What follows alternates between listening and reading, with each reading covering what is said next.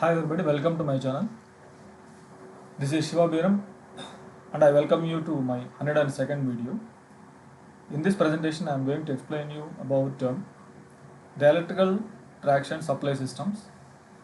Here I am going to explain you about the location of substations and what are the different requirements for it, and different types of main traction equipment those are being used in electrical traction system, and different types of supplies like end-on generation, mid-on generation and head-on generation.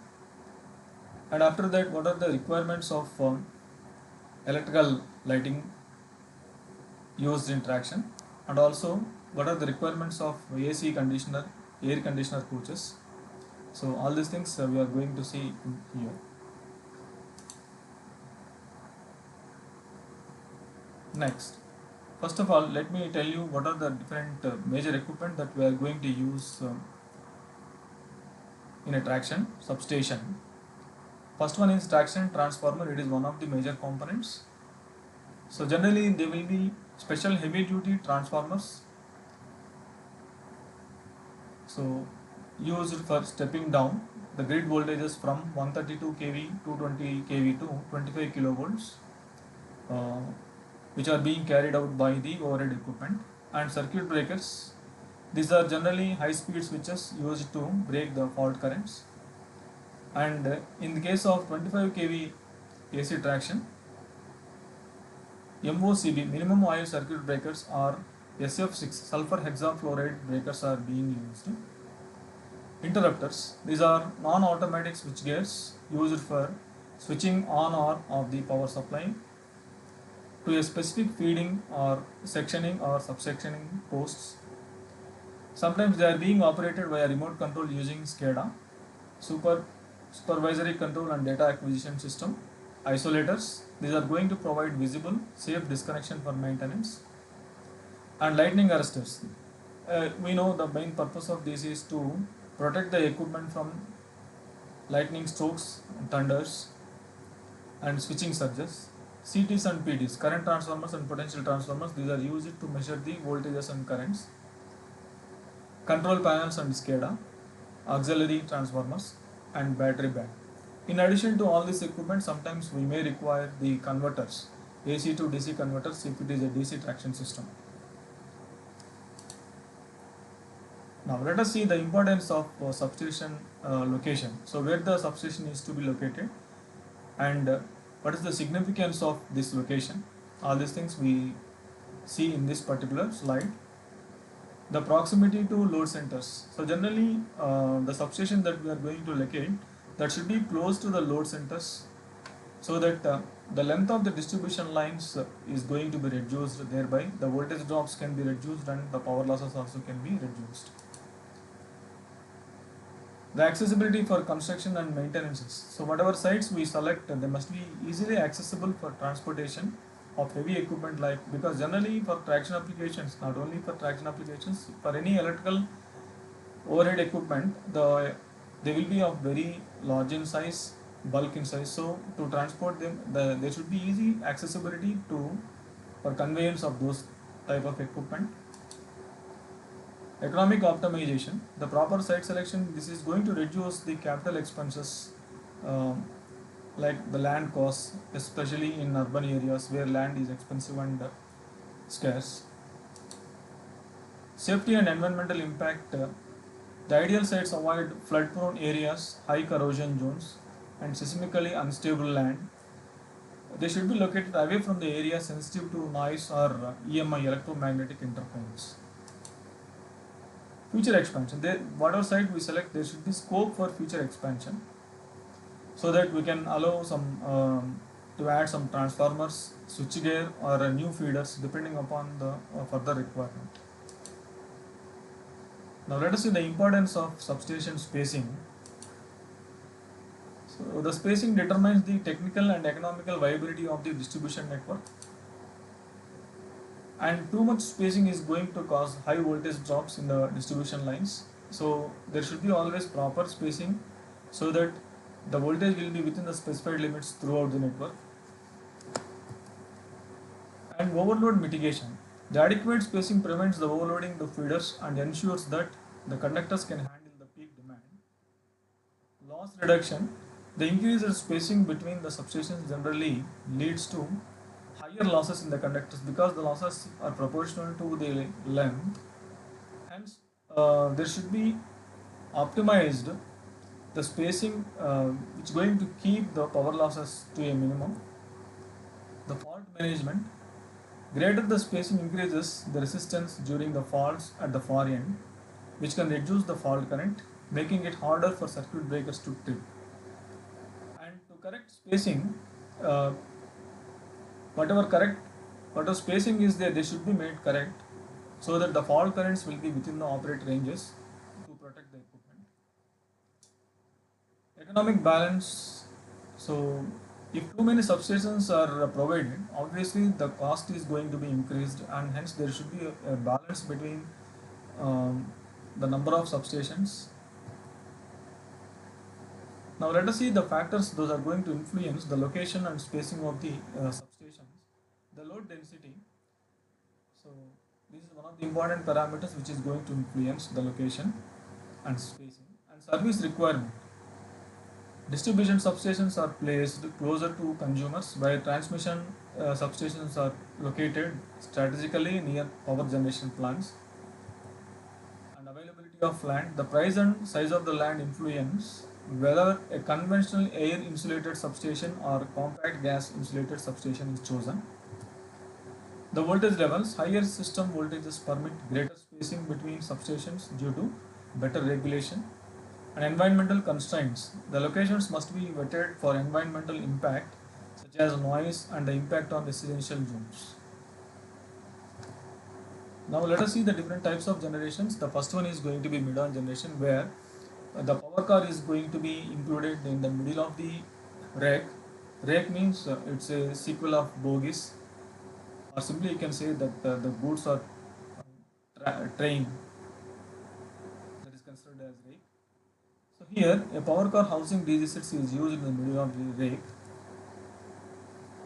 and generally the system is chosen for small branch line slow trains having long hauls. Long hauls means where the duration of stop will be a little bit more, and where the batteries are likely to remain undercharged if conventional axle driven system is adopted.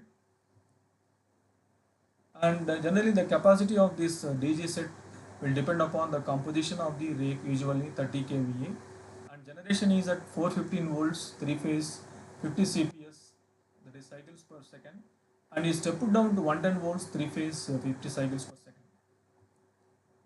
The lights on fans in coaches are operated at 110 volts of AC through feeders on either side of the power car. And the schematic of this mid-on generation will be shown here. So here you can see the alternators are provided on the middle of this particular rake. Hence the name is given as the mid-on generation. Similarly, end-on generation. And especially this particular generation system is used for the huge trains where the number of passengers will be more, and the distances also will be more, just like Rajdhani and Vande Bharat Express, like that, Janashatabdi. So generally these are having heavy load of air conditioned coaches and pantry cars with electrically operated cooking appliances, use of diesel generator sets housed in coaches, like that. And normally there will be two power cars provided on either side of the rake so that they generate a power at 750 volts AC or 415 volts AC 3 phase 50 CPS. And all coaches of power cars are interconnected with each other through couplers consisting of switchgear, flexible cables, etc. And power cars have control panel consisting of switchgear, grid protective relays, and the power at 750 bar 415 volts is stepped down to 110 volts AC for lighting and fan load in the coaches. And the schematic of this end-on generation will be like this. So here you can see the two alternators are provided at the end of this either side of the engines. Hence the name is given as end-on generation. And After these two, the next one we are going to study is about HOZ, head-on generation, and generally this technology is considered to be most advantageous compared to the previous two methods of generation, that is end-of generation and mid-on generation, because here the whatever power car is there, that is going to be fed supply directly from the overhead conductor. So this is going to reduce the unnecessary noise levels, and also the efficiency of operation will be more. So generally at present days, this particular system is being adopted for providing the supply in electrical traction systems. So here whatever electrical appliances are there, like lights, fans, air conditioning, they are going to be fed directly from the electric locomotives overhead power lines, rather than using noisy and diesel powered generator pumps. And this increases the energy efficiency, reduces operational costs by billions, and eliminates significant noise and air pollution that already we have discussed. And what are the benefits that we are going to have to Indian Railways by adopting this system is the massive savings will be there, estimated over rupees 1390 crores per annum, and the reduction in pollution will be of some, like 2500 tons of CO2 and 10 tons of nitrous oxide emissions, and which is going to be aligned with the Green Railways mission. Hundreds of trains have been converted to HOZ system to improve the efficiency and reduce fuel costs. And the schematic of this HOZ is going to be like this. So here, whatever hotel load converter is there, that is being directly fed from the 24 kV AC, and here it is going to transform that to three-phase 750 volts AC transmission, which is going to be further sent to the electrical appliances in the traction system. Now let us see what are the requirements of electric train lighting. Reliable power source. So this is one of the important requirements that we should have. Generally, we are going to be these are going to be provided with axle-driven alternators, which convert motion into electricity through V belts. And the voltage standards 110 volts DC or AC is standard for non-AC, and many AC coaches ensuring stability with rectifiers, electronic regulator units. Battery backup, high capacity batteries say 120 ampere hours for non-AC and 1100 ampere hours for AC, providing lighting when the train is stopped or moving slowly. They should be there.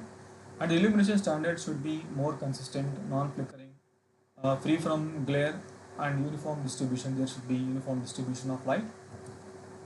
Environmental robustness.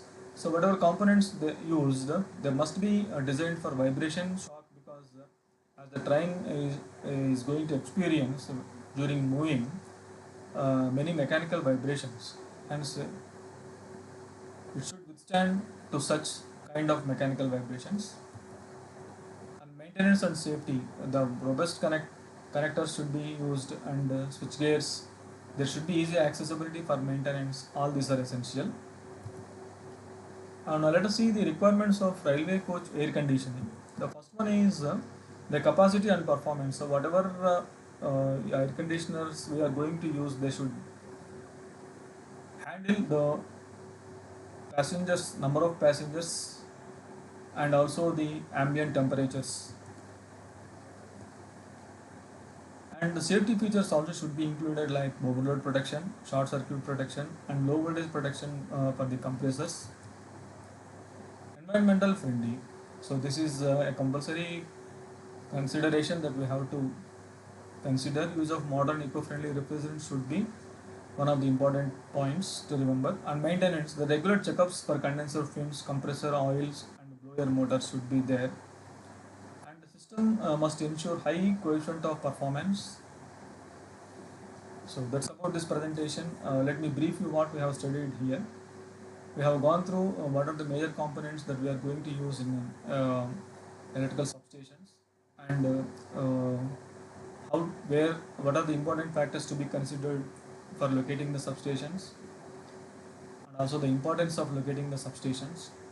And after that, different types of generation systems available, like end-on generation, mid-on generation, and head-on generation, and whichever is advantageous, and also what are the requirements of electric lighting, and what are the requirements of air conditioner coaches in electrical traction systems. Hope you liked my video.